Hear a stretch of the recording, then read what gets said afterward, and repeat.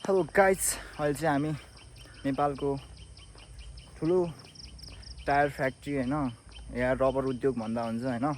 हामी चाहिँ त्यहाँको भन्नाले हामी चाहिँ नेपालको एकदम एउटा उत्पादित ठाउँमा जो चाहिँ वर्षौँदेखि बन्द थियो, अहिले चाहिँ खुल्ला हुने तर्खरमा छ।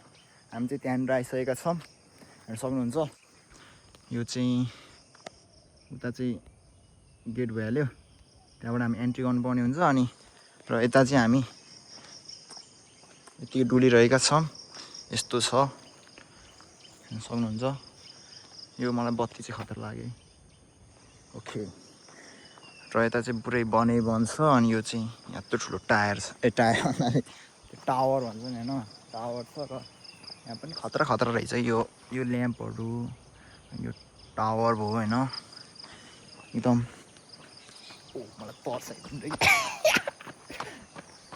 अब पहिले भागिसकेका छौँ। र हेर्न सक्नुहुन्छ, हामी चाहिँ अहिले पुरा रनिङमा आएका थियौँ होइन।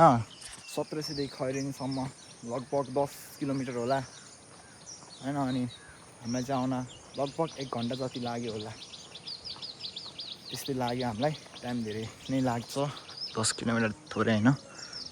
हेर्न सक्नुहुन्छ टावर गजबको छ होइन। सिडीमा चढ्न पनि कस्तो हुन्छ होला